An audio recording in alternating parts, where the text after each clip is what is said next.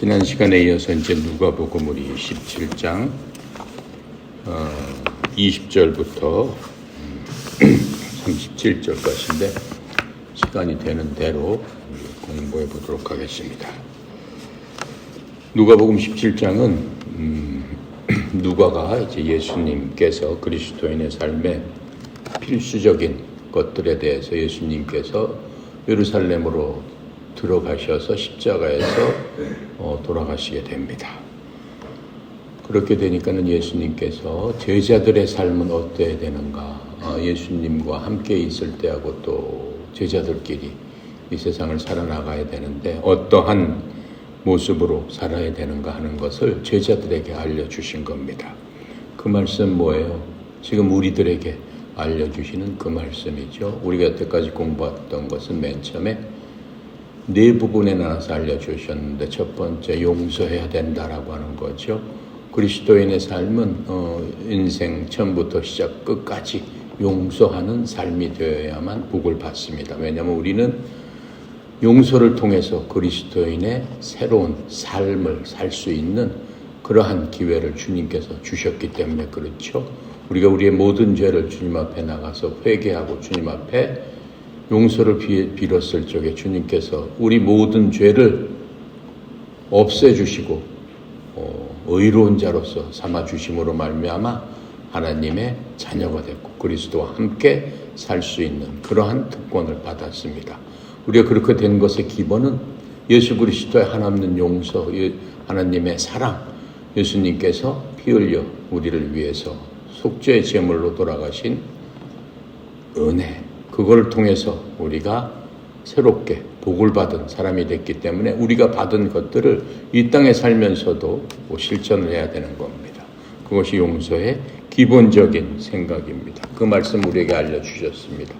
두 번째는 신실함이라고 그랬습니다. 우리가 하나님께 구원받고 새로운 피조물로서 창조됐기 때문에 예수님께서 구원받고 새롭게 창조된 하나님의 제자들, 하나님의 백성들, 구원받은 사람들을 향해서 예수님 이 땅에 오셔서 저 천국으로 가시면서 사도행전 1장 8절에 뭐라고 말씀하셨어요? 너희들이 성령을 받고 예루살렘과 유다와 사마리아와 땅끝까지 가서 내 증인이 되어야 되리라. 이렇게 말씀해 주셨어요. 누구한테 하신 말씀이에요? 예수님 제자들, 예수님을 향해서 새로운 삶을 살게 된 그러한 사람들을 향해서 주님께서 말씀하신 거죠. 그래서 우리는 신실하게 그 말씀에 따라서 삶을 살아야 되는 겁니다. 신실함은 우리 삶의 모든 것에 있어서 기본이 되는 겁니다. 우리는 그리스도 안에 있어서 새로운 창조물이 됐습니다. 예전 것은 다 지나갔고 보라 새 것이 되었도다. 이렇게 말씀하신 게 우리를 향한 하나님의 말씀이에요. 그러니까 여러분과 나는 예전 사람이 아니고 예수 그리스도를 믿고 난 새로운 피조물이다. 새로운 창조물이다. 주님께서 여러분과 나를 보시면서 하신 말씀이란 말이죠. 그럼 새로운 창조물로서 어떠한 삶을 살아야 되느냐? 새로운 창조물답게 삶을 살아나가야 된다라고 하는 거예요. 우리 삶 가운데 무슨 일을 하든 간에 신실하게 예수 그리스도를 대하듯 너희들이 누구한테 대하고 무슨 일을 대하든 그렇게 해라. 이렇게 얘기하는 거예요. 그렇지 않으면 이 땅에서 새로운 창조물로서의 기능을 못하는 거예요. 하나님께서 여러분과 나한테 새로운 창조물로 만들어 주셨을 적에는 새조물 창조물로서의 어떠한 기능을 갖고 이 땅에서 그렇게 하라고 하신 겁니다. 그래서 우리는 예수 그리스도의 대언자일 뿐만 아니라 예수 그리스도의 참 제자로서의 삶을 살아야 되는 거죠. 마지막으로 너희들은 내가 올 때를 준비하면서 깨어서 있어야 된다라고 하는 게 오늘 말씀의 주제입니다. 그래서 우리는 준비하는 삶을 매 시간 살아야 되는 겁니다. 그게 하나님 아버지의 뜻이고 예수 그리스도께서 제자들한테 우리들한테 직접 말씀해 주신 바로 그겁니다. 자, 그래서 오늘은 17장 20절부터 37절까지 우리 함께 읽고 시간이 되는 대로 무엇을 준비하고 어떻게 살아야 되나 알아보도록 하겠습니다. 자, 20절부터 37절 마지막 절까지 한 절 한 절 읽어보도록 하겠습니다. 다 찾았죠? 네. 20절입니다. 바리새인들이 하나님의 나라가 어느 때에 임하나이까 묻거늘 예수님께서 대답하여 이르시되 하나님의 나라는 볼 수 있게 임하는 것이 아니요 또 여기 있다 저기 있다고도 못하리니 하나님의 나라는 너희 안에 있느니라. 또 제자들에게 이르시되 때가 이르리니 너희가 인자의 날 하루를 보고자 하되 보지 못하리라. 사람이 너희에게 말하되 보라 저기 있다 보라 여기 있다 하리라. 그러나 너희는 가지도 말고 따르지도 말라.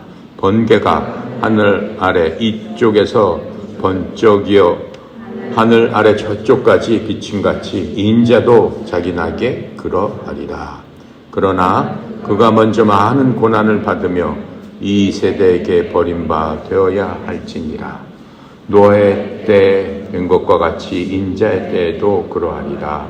노아가 방주에 들어가던 날까지 사람들이 먹고 마시고 장가들고 시집가더니 홍수가 나서 그들을 다 멸망시켰으며 또 롯의 때와 같으리니 사람들이 먹고 마시고 사고 팔고 심고 집을 짓더니 롯이 소돔에서 나가던 날에 하늘로부터 불과 유홍이 비도듯하여 그들을 멸망시켰느니라. 인자가 나타난 날에도 이러하리라. 그날에 많은 사람이 지붕 위에 있고 그 세간이 그 집안에 있으면 그것을 가지려 내려가지 말 것이요 밭에 있는 자도 그와 같이 뒤로 돌이키지 말 것이니라. 롯의 철을 기억하라. 무릇 자기 목숨을 복원하고자 하는 자는 잃을 것이요 잃는 자는 살리라. 내가 너희에게 이르노니 그 밤에 둘이 한 자리에 누워 있음에 하나는 데려감을 얻고 하나는 버려둠을 당할 것이요 두 여자가 함께 맷돌을 갈고 있음에 하나는 데려감을 얻고 하나는 버려둠을 당할 것이다. 그들이 대답하여 이르되 주여 어디 오니까? 이르시되 죽음 있는 곳에는 독수리가 모이느니라 하시니라. 아멘. 자, 이거 읽어보니까 마지막 때가 그림으로 머릿속에 그림으로 상상이 되죠. 지금 그럴 때 마지막 때 예수님 오시는 때 심판의 자리가 이제 자리에 서야 되는 때, 그러한 때는 어떻게 해야 되는가를 지금 알려주고 있습니다. 지금 예수님께서 예루살렘으로 가는 그때는 특별한 절기를 향해서 가고 계시는 겁니다. 그 절기가 바로 유월절입니다. 조금 있으면 며칠 지나면 바로 그 유월절에 예수님께서 예루살렘에 도착하시게 되는데 바로 그 직전에 제자들에게 하신 말씀이죠. 이 유월절은 그 유대인들에게는 아주 특별한 명절입니다. 가장 큰 명절입니다. 유월절은 유월이라는 게 한자 말이에요. 패스오버라는 뜻인데 영어로 뛰어넘는다라는 뜻이에요. 패스오버, 뛰어넘는다. 어딜 뛰어넘어요? 담을 뛰어넘는다. 뭐 그런 의미겠죠. 이게 건너서 하여튼 간에 뛰어넘는다라고 해서 유월절 이렇게 얘기를 하는데 그건 어떻게 유월절이 생기게 됐냐면은 이스라엘 사람들이 이집트로 잡혀가지고 430년이 지납니다. 430년 동안 약 70명 정도가 가가지고 430년 동안 약 250만 명의 그 인구로 불어났습니다. 거의 그 시대 때는 250만 명은 한 나라의 인구에 맞먹는 그러한 인구로 불어났어요. 엄청 하나님께서 복을 주셔서 이스라엘이라는 큰 민족을 만들 수 있을 정도의 그러한 민족의 가족의 공동체가 됐습니다. 그런데 430년 동안 거기서 살면서 어떤 대우를 받았냐면 노예와 같은 대우를 받았어요. 여러분 이집트에 가면 스핑크스가 있고 뭐 지금도 그 유적이 많죠. 그 유적을 다 만든 게 바로 이 노예들, 히브리 노예들의 공로로 그 모든 것들을 깎고 나르고 해서 만들어 놓은 겁니다. 그래서 430년 동안 그런 노예 생활을 했던 그 사람들이 하나님 앞에 울부짖고 하나님 앞에 저희 고향으로 돌아가게 해 주시옵소서. 우리 선조의 고향, 우리 아브라함, 야곱, 이삭이 태어났던 그 곳으로 우리를 도로 돌려보내 주시옵소서. 우리를 노예에서 해방되게 하여 주시옵소서. 울부짖고 기도했을 적에 하나님께서 그 말씀을 듣고 누구를 보냅니까? 바로 하나님의 대언자 모세와 그의 형 아론을 통해서 이집트 백성들을 여러 가지 시험, 10가지 재앙을 통해서 이집트의 파라오를 굴복시켜서 결국은 해방시키는 그러한 날이 유월절입니다. 이집트로부터 나오는 날, 바로 그날을 유월절이라고 해서 민족의 해방이 됐으니까 얼마나 좋겠어요. 우리나라는 30년 동안 일본의 압제하에 노예 생활을 했죠. 그래서 그것을 기념하는 날이 뭐예요? 우리나라에서 가장 큰 명절 8월 15일 광복절라고 해가지고 지키고 있잖아요. 근데 이스라엘 사람들은 몇 년 동안? 430년 동안. 그야말로 엄청난 기간 동안을 이집트의 종으로서 살았는데 드디어 하나님께서 250만 명이나 되는 사람들을, 우리나라는 그냥 해방이 된 게 어떻게 된 거예요? 일본 사람들이 우리나라를 침략을 해서 우리나라를 지 땅으로 만들고, 그렇죠? 사람들 이름을 다 일본말로 바꿔가지고 일본식 교육을 하라고 해서 우리 어머니 때는 다, 우리 부모님 때는 다 이름이 일본말이었어요. 그런 식으로 해서 억압을 했지만 일본 군들이 2차 대전 때 히로시마에 핵 맞고 어떻게 됐어요? 그냥 항복을 하면서 우리나라에서 나간 거죠. 이스라엘은 틀리죠. 이스라엘 자기 땅, 가나안 땅에서 그 땅 다 버리고 이집트에 와가지고 살게 됐는데, 거기서 노예 생활을 하다 보니까는 자기 땅으로 다시 돌아가야 되는 그러한 여정이 있어야 되는 거죠. 그것을 이제 모세를 통해서 하나님께서 들어주신 겁니다. 그래서 그렇게 나오게 된 날을 유월절 이렇게 얘기를 하고 있는 거죠. 그래서 유월절 절기는 이스라엘에서는 가장 큰 절기입니다. 그래서 이스라엘에서는 3가지 큰 명절, 7가지 절기가 있지만 그 중에서도 가장 큰 명절은 3가지로 지키고 있습니다. 유월절, 그 다음에 오순절, 그 다음에 장막절. 그랬고 3가지 절기를 크게 지키고 있는 겁니다. 그 중에서도 6월절만 되면은 완전히 축제 기간이었습니다. 그래서 축제할 수밖에 없는 게 그러한 속박으로부터 구원받았기 때문에 얼마나 감사하고 하나님께 기쁜 그러한 일이 되겠습니까? 그래서 그 구원받은 그것에 대한 것들을 감사하며 기대를 갖고 축제를 하는 바로 그날입니다.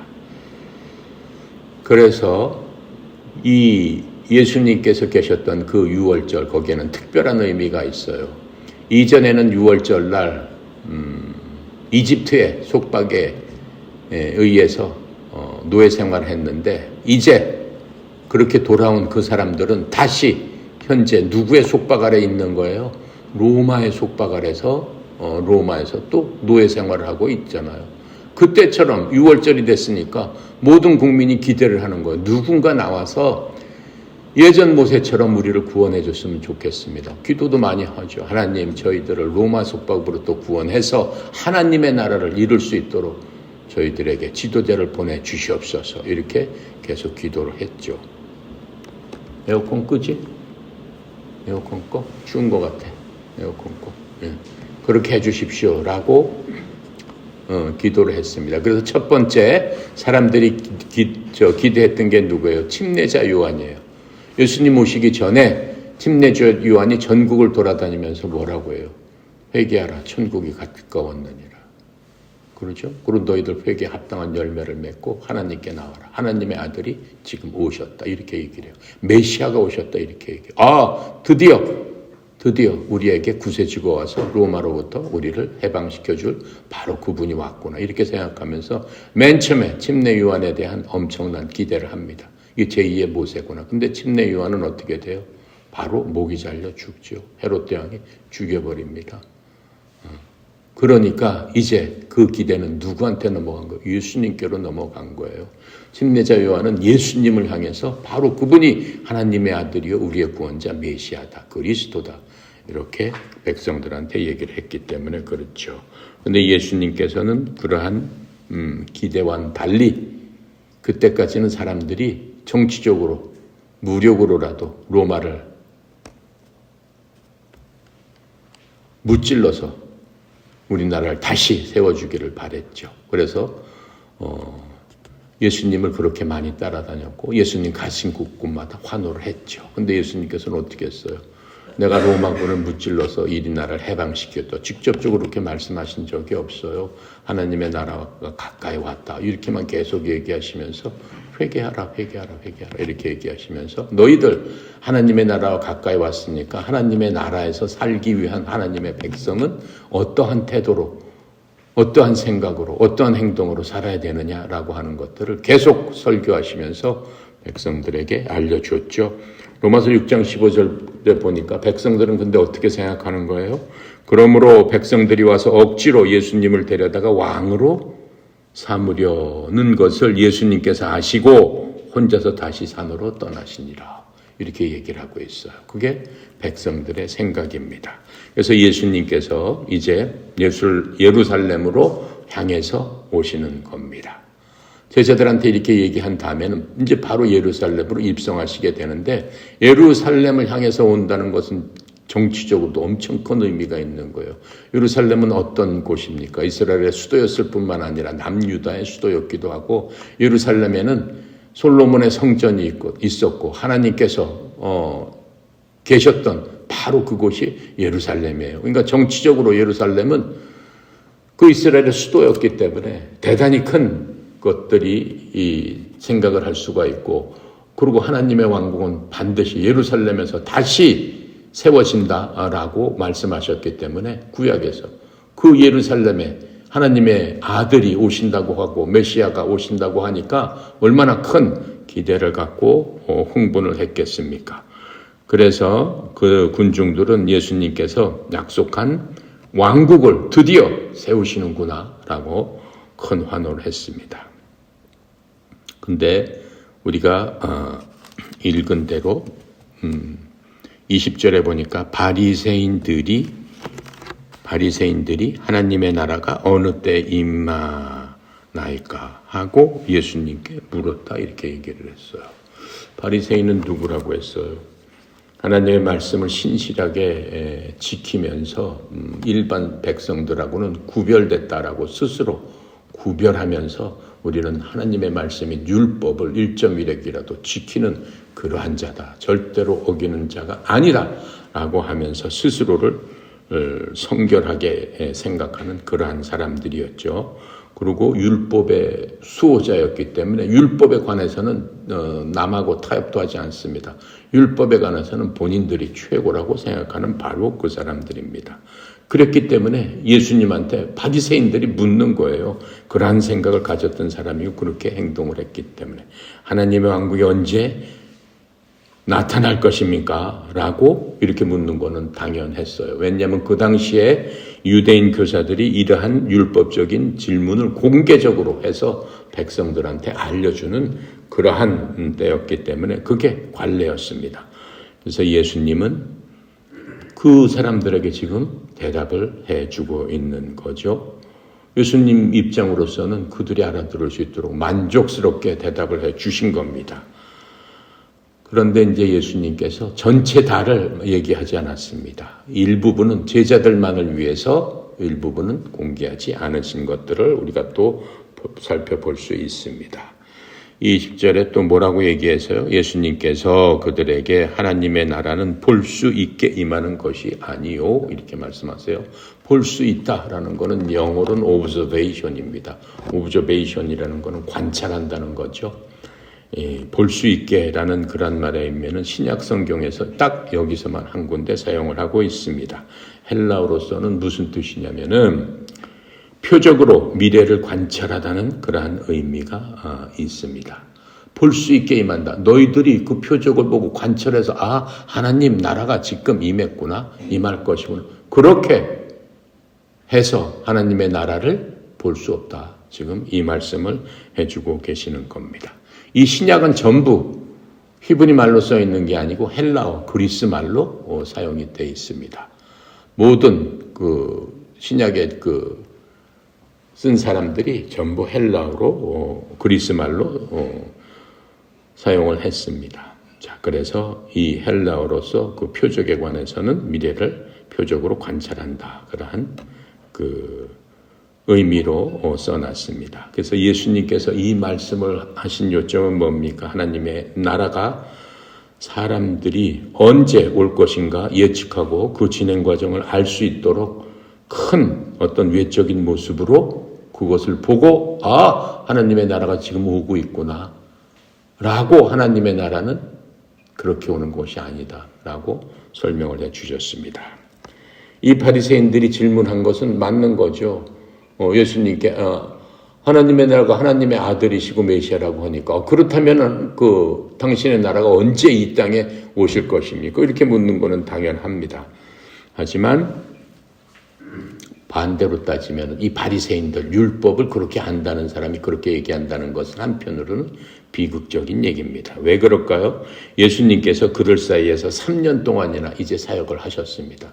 거의 3년 반을 하시고 이제 예수님께서 이 땅에서 사역은 마지막이죠. 더 이상 사역을 하실 수 없습니다. 십자가에 달려서 돌아가서 죽으시니까는 육신으로서 인간과 같이 사람에게 얘기하고 알려주고 하실 수 있는 것은 이제 마지막 때입니다.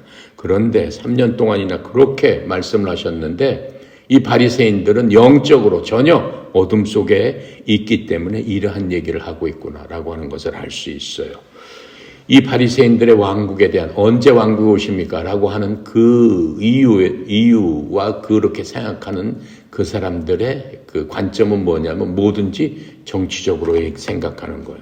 아까 우리가 봤잖아요. 로마서 6장 15절 억지로 예수님을 데려다가 왕으로 삼으느니라.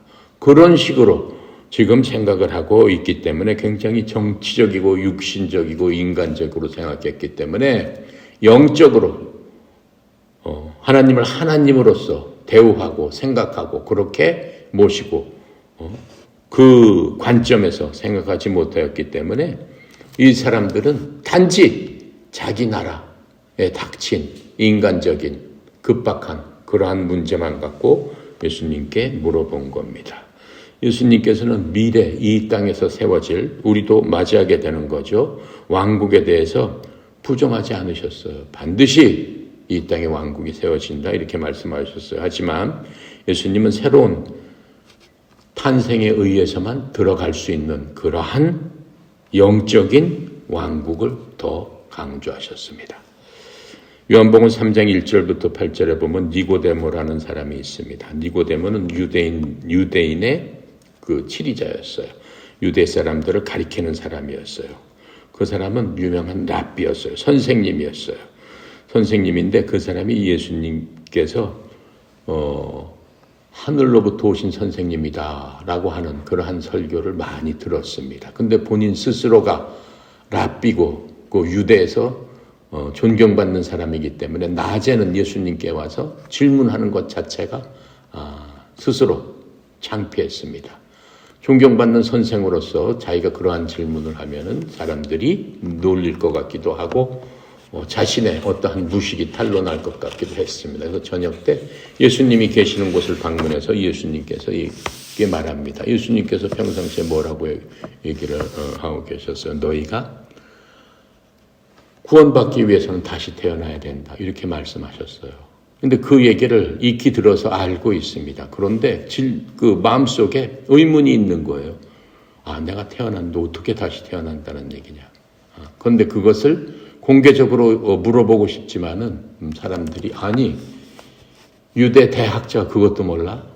그것도 몰라서 이름 없는 예수라는 사람한테 그런 얘기를 해? 그런 것을 물어봐? 이렇게 할까봐 밤에 몰래 사람들이 없을 때 예수님을 찾아와서 물었습니다. 예수님께서 사람이 다시 태어나지 않으면 하나님의 왕국을 볼 수 없느니라 이렇게 말씀하신 것에 대해서 니고데모가 얘기합니다. 내가 이렇게 늙었는데 어떻게 다시 태어나겠습니까? 아니 내가 어머니 뱃속에 들어가서 다시 태어날 수 있습니까? 지금 그렇게 다시 태어난다는 게 무슨 뜻입니까? 무슨 뜻입니까? 이렇게 얘기를 했습니다. 그랬더니 예수님께서 대답하신 게 이거죠. 진실로 진실로 내가 너 니고데모에게 이르노니 사람이 물과 성령으로 태어나지 아니하면 하나님의 왕국에 들어갈 자가 없느니라. 하나님의 왕국에 들어간다는 건 뭐예요? 구원받고 천국 간다는 거죠. 하나님 계시는 그 나라 천국에 들어갈 수 있는 사람은 어떻다라고 얘기했어요? 물과 성령으로 다시 태어나지 않으면 들어갈 자가 없느니라. 이렇게 얘기했습니다. 그랬더니 이제 더 헷갈리는 거예요. 아니 물과 성령으로 어떻게 태어난다는 겁니까? 그랬더니 예수님께서 뭐라고 말씀하세요? 물과 성령으로 태어난다는 것은 육에서 태어난 것은 육이요 성령에서 태어난 것은 영이니라. 그러니까 네가 물로 태어났다는 얘기는 육에서 태어났다는 얘기고 어머니 뱃속이 물속에 있었잖아요. 아기가 10개월 동안. 그렇죠? 물속에 있는 거예요. 물속에. 태어날 적에 양수를 통해서 나오는 거예요. 그게 태어났다라고 하는 거예요. 육에서 태어난 것은 육이요. 그 다음에 다시 태어나야 된다. 다시 한번 태어나야 되는데 육으로 태어난 사람은 반드시 영으로 태어나야만 영적인 하나님의 왕국을 들어갈 수 있다. 네가 태어난 육신을 갖고는 하나님의 왕국을 갈 수 없다. 갈 수 없죠. 당연히. 예수님께서 어떻게 하셨어요? 이 땅에 계시다가 저 천국으로 가시면서 백성들을 다 모으셨잖아요. 그때 기다리고 봐라 그랬을 적에 사도행전에 보면 예수님께서 이 땅에서 하늘로 올라가시는 그 모습을 성경에서는 얘기를 해주고 있어요. 어떠한 식으로 올라가셨다. 고련히 예수님께서 몸이 변하셨죠. 예수님께서 십자가에서 돌아가시 사흘 만에 부활하신 다음에 이 땅에 제자들하고 40일 동안 함께 계셨어요. 근데 어떻게 계셨어요? 제자들이 여기 모였는데 갑자기 예수님 나오셨어요. 나를 만져봐라. 만져봤어요. 제자들이. 그리고 또 어떻게 해야 돼요? 갑자기 호련히 없어지셨어요. 어디로 없어졌는지, 문으로 가셨는지, 벽을 통해서 어디로 갈 수 없어요. 하늘로 가셨는지. 눈 깜빡하는 순간에 계셨다가 안 계셨다가 계셨다가 안 계셨다가 그렇게 계속 하셨어요. 그러면 우리가 영적으로 태어난 사람은 그렇게 태어난다라고 하는 것을 우리에게 알려주시는 거예요. 예수님과 같은 그러한 신령한 몸을 갖고 태어난다라고 하는 거예요. 그러니까 예수님께서 마지막에 많은 사람들이 모여서 예수님의 말씀을 듣고 예수님께서 말씀하시고 하늘로 올라가실 적에 어떻게 한다고 그랬어요? 남자 두 사람과 함께 예수님께서 하늘로 올라가셔서 어떻게 슉 하고 가시는 것을 보시느니라, 보았느니라, 수천의 사람들이. 오실 적에도 똑같은 모습으로 그렇게 오시리라라고 천사가 그 순간에 얘기를 해주고 있잖아요. 우리도 그런 신령한 몸으로 변해야 된다라고 하는 거예요. 그래서 우리가 천국에 가기 위해서는 영적으로 다시 태어나지 않으면 그러한 다시 태어남을 가질 수 없는 거예요. 그러니까 예수님께서 육으로 난 것은 육이요 영으로 난 것은 영이니 너희가 육으로 났으면 반드시 영으로 태어나야 되느니라 이렇게 얘기하는 거예요. 근데 왜 육으로 난 것은 육이요? 그거부터 먼저 얘기하셨을까요? 하나님께서 만드신 창조물 중에서는 천사들도 엄청 많습니다. 우리 인간보다도 천사를 더 먼저 많이 만드셨고 훨씬 더 많은 천사들이 존재를 하죠. 근데 그 천사는 우리처럼 육을 갖고 있어요? 없죠. 없어요. 천사는. 없어요. 예. 그런데 그 천사 중에 3분의 1은 타락했죠. 타락해가지고 어떻게 됐어요? 마귀가 됐고. 그렇죠? 사탄이하고 같이 지금 여기서 활동하는 영, 그것이 마귀다라고 얘기하는 거죠. 근데 그 마귀들은 회개하고 다시 태어날 수 있어요? 다시 못 태어나요. 왜 다시 못 태어나요? 육이 없잖아요. 천국에 가는 사람은 물론 태어나고 성령으로 태어나야 되느니라 이렇게 설명해 주셨잖아요. 그러니까는 사람만이 특권을 가진 거예요. 우리 사람이 육체를 갖고 있을 적에 영적으로 다시 태어남으로 말미암아 하나님의 왕국을 갈 수 있는 그러한 특권을 주셨다라고 니고데모한테 설명을 한 겁니다. 그럼 21절에 보니까 또 뭐라고 말씀하세요? 여기 있다 저기 있다 못하고 하나님의 나라는 어디에 있다? 너희 안에 있느니라 이렇게 말씀하세요. 이 말씀은 이제 확실한 거죠. 왜요? 이제 예수님께서 지금 이 말씀하실 때까지는 너희 안에 있다라고 할 수 없어요. 예수님께서 십자가에서 이제 조금 있으면 달려서 돌아가시고 부활하십니다. 부활하시고 예수님께서 부활하시면서 그 오순절날 사람들한테 기다리라고 합니다. 뭐 때문에 다 기다리라고 해요? 내가 가면서 너희들에게 보내줄 성령님을 너희들이 받게끔 기다려라. 이렇게 말씀하세요. 성령님은 뭐예요? 예수님께서는 육신으로 오셔서 이 땅에서 제자들과 많은 사람들과 3년 반 동안 같이 계시면서 하나님의 나라와 하나님의 본질과 하나님의 어떠한 분이신가 그것들을 실체적으로 보여주셨습니다. 이제 그거 다 보여주실 만큼 보여주신 다음에 남겨진 백성들, 남겨진 구원받은 사람들을 위해서 하나님께서 다른 선물을 주시는데 이때는 인물을 바꾸는 거예요. 인물을 바꿔서 삼위일체 아버지 하나님, 아들 하나님, 성령 하나님 가운데 한 분이신 누가 다시 오신다는 거예요. 성령 하나님께서 다시 오신 거예요. 그래서 성령 하나님께서 믿는 자 어디 속에 함께 하신다고 그랬어요? 믿는 자 안에 함께 하시겠다라고 하는 거예요. 그래서 예수 그리스도를 믿을 적에 그 성령님께서 함께 하신다라고 하는 거예요. 성령이 맨 처음에 이 땅에 가장 처음에 오시는 모습을 사도행전서는 생생하게 알려주는 거예요. 어떻게 모든 사람들이 구원받은 모든 사람들이 함께 모여서 성령 하나님을 맞이하기 위해서 기다리고 있었더라 그랬어요.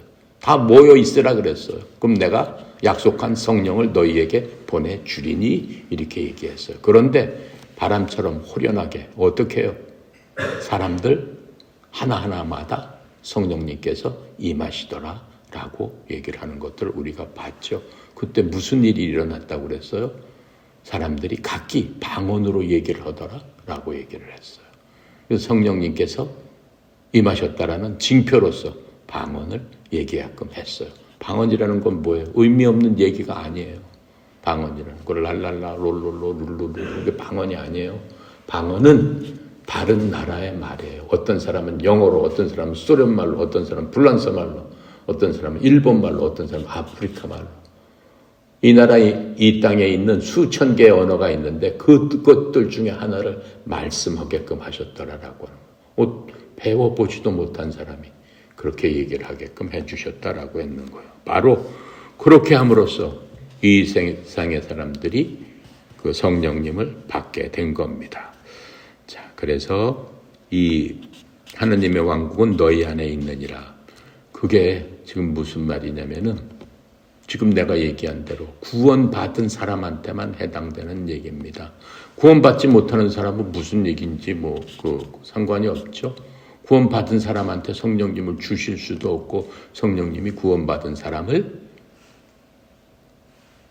성전을 삼아서 있을 수가 없는 거죠. 왜요? 영접하지 않는데 왜 거기에 가시겠어요? 가실 수가 없는 거죠. 여러분 요한복음 1장 12절 외웠죠? 뭐예요? 영접하는 자 그 이름을 자 하나님의 자녀가 되는 권세를 주었으니 영접할 적에 그 순간에 선물을 주시는데 그게 바로 하나님의 영이 우리 속에서 함께 하시겠다라고 하는 겁니다. 자, 그렇게 하고 여기서 너희 안에 있느니라 라고 하는 얘기는 너희 가운데 너희 한가운데 있을 것이다 라고 말씀하시는 겁니다. 로마서 14장 17절에 보면 그 뜻을 더 확실히 알 수 있어요. 하나님의 왕국은 먹는 것과 마시는 것이 아니요 성령님 안에서 의와 화평과 기쁨이니라. 성령님 안에서, 너희 안이라는 것은 곧 성령님 안이라는 것을 우리가 알 수 있죠. 동시에 예수님께서 내가 너희 가운데 있다는 것이 중요한 얘기죠. 내가 너희 가운데 있다. 그럼 뭐예요? 나는 왕이기 때문에 내가 너희 가운데 있는데 너희들이 왕을 거부한다면 어떻게 왕국을 세울 수가 있겠느냐라고 하는 거예요. 주님께서 인간한테 주신 가장 특권 중에 하나는 자유의지라는 것을 주었습니다. 자유의지라는 건 뭐예요? 자신의 뜻대로 예수 그리스도를 믿을 수도 있고 자신의 뜻대로 난 안 믿겠습니다 라고 하면 안 믿을 수 있어요. 그건 자기 자유의지예요. 하나님께서 의지를 주신 것은 인간을 장난감이나 종처럼 그렇게 부리지 않으시겠다라고 하는 거예요. 내가 내 형상대로 너를 만들었기 때문에, 그리고 내 형상대로 만든 그것 중에 하나가 너를 종처럼 하지 않고 자유의지를 주었다. 강아지, 개가 자유의지가 있어요. 싫더라도 주인이 끌고 다는 대로 가야 되죠. 요즘 이상해가지고 강아지를 무슨 유모차에 태우고 댕기죠. 강아지가 싫어도 타라면 타는 거지 뭐 어떡하겠어요. 강아지가 먹기 싫어도 먹으라면 먹는 거죠. 자유의지가 없잖아요. 그렇잖아요. 주인 마음대로잖아요. 사람은 그렇지 않다라고 하는 거예요. 나 믿기 싫어요? 나 주인하고 있기 싫어요? 해서 집 나갔다. 그럼 주인한테 강아지는 어떻게 해요? 두드러 맞죠. 이놈 새끼 어디를 나가. 두드러 맞잖아요. 묶어놓잖아요. 하나님 그러시지 않는단 말이에요. 나 나가서 타락하고 싶어요. 그거 네 마음대로 해라. 내버려 두신단 말이에요. 예. 잡지 않는단 말이에요. 하나님께서 주신 건 자유의지예요. 자, 그래서 그 자유의지를 갖고 사람을 만드셨기 때문에 우리가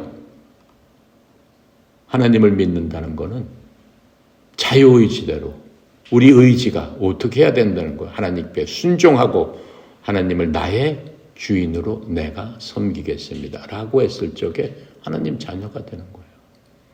아시겠죠?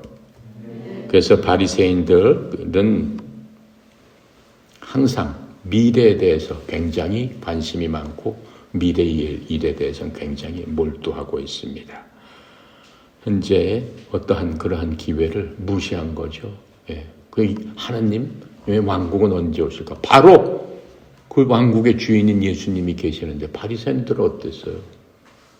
바로 그 앞에 계시는 주인 예수님을 무시했잖아요. 결국은 심판주로 오시는데도 불구하고. 자, 그래서 예수님이 바리새인들에게 그렇게 대답하셨습니다. 그래서 제자들에게는 왕국의 도래에 관해서 어떻다라고 하는 것을 이제 예수님께서 별도로 가르쳐 주십니다. 그리고 이제 제자들에게 예수님께 말씀하시는 거는 너희들 예수님의 오시는 재림에 대해서 너무 그렇게 거기만 집착하지 말도록 주님께서 말씀하셨어요. 이 말씀은 어떤 사람들은, 어떤 신학자들은 예수님 언제 오실까?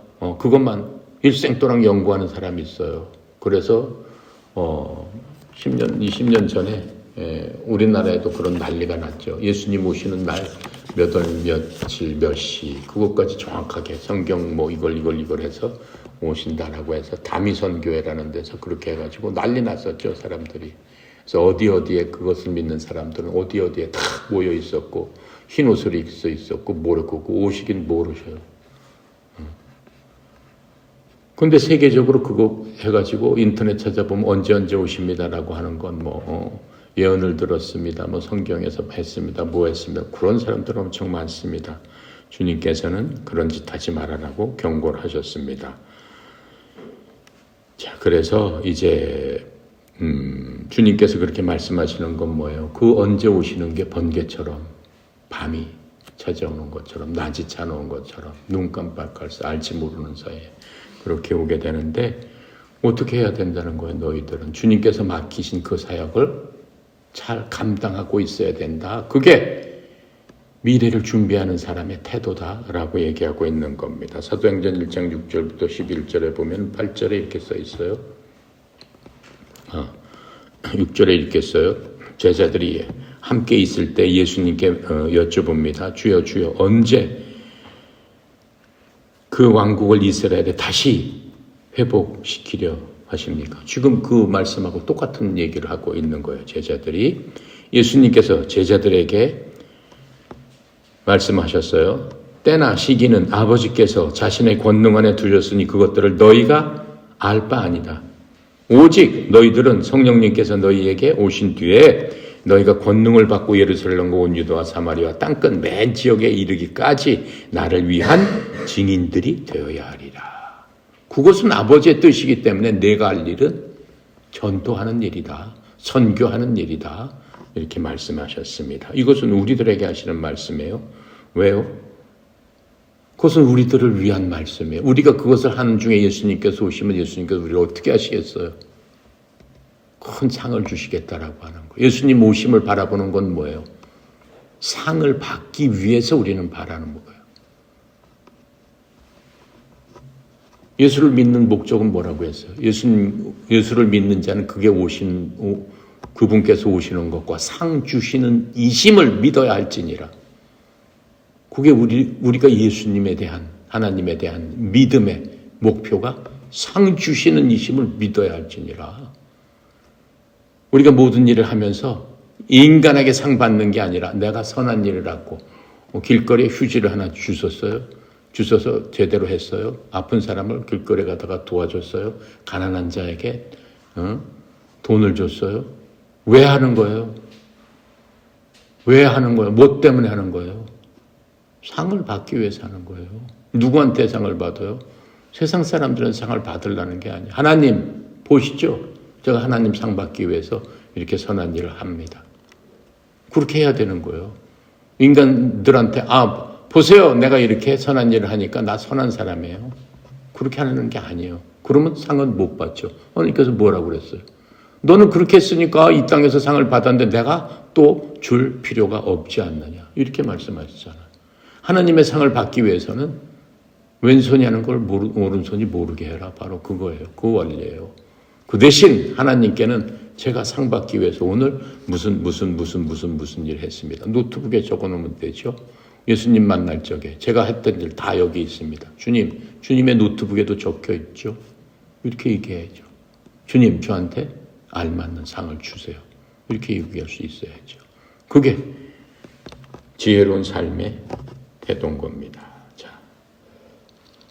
그러면서 이런 말씀을 하시면서 예수님께서 사람들이 보는 동안에 하늘로 들어 올리셨다고 그랬습니다. 구름이 예수님을 받아들여 사람들이 보지 못하게 했는데 예수님께서 올라가실 적에 천국으로 올라가실 적에 사람들이 똑바로 하늘을 바라보고 있는데 보라 흰 옷 입은 두 사람이 예수님 곁에 섰더라.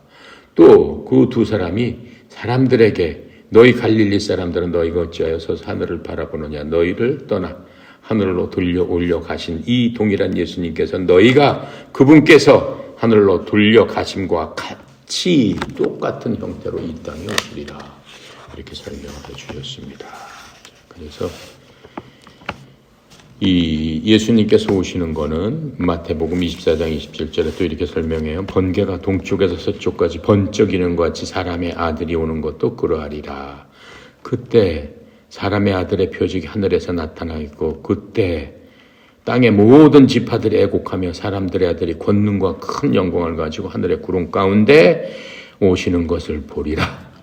믿지 않았던 사람은 애곡하면서 땅을 치면서 후회하면서 그 말 진짜였네.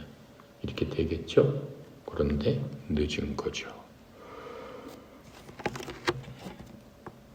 오늘은 여기까지 하겠습니다.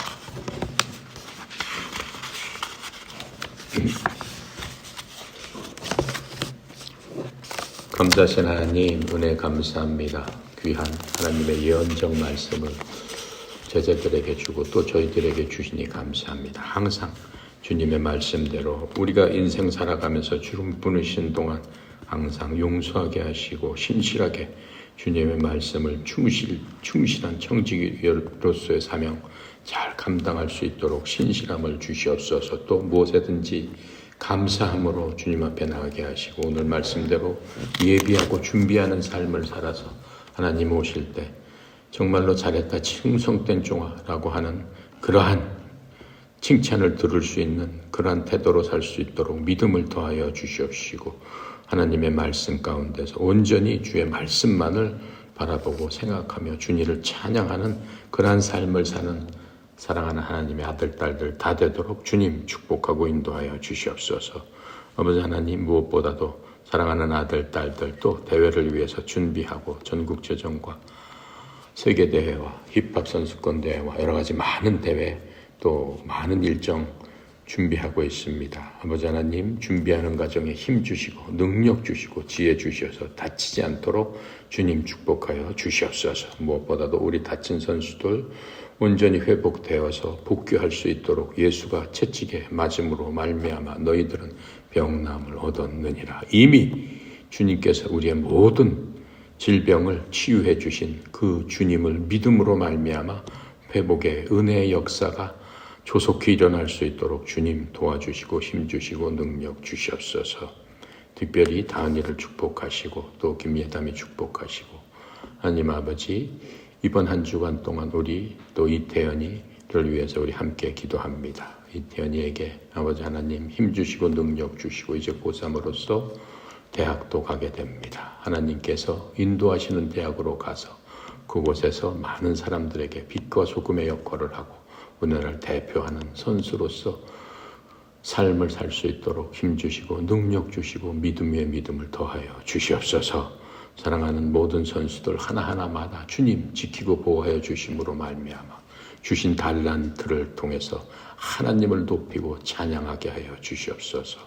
우리 협회가 온전히 하나님을 섬기고 말세에 원수막이 들끓는 이 땅에 아버지 하나님, 우리 에어로빅하는 모든 지도자, 선수, 또 에어로빅 관계되는 모든 사람의 말세 방주 역할을 할 수 있도록 저희들을 사용하여 주시옵소서.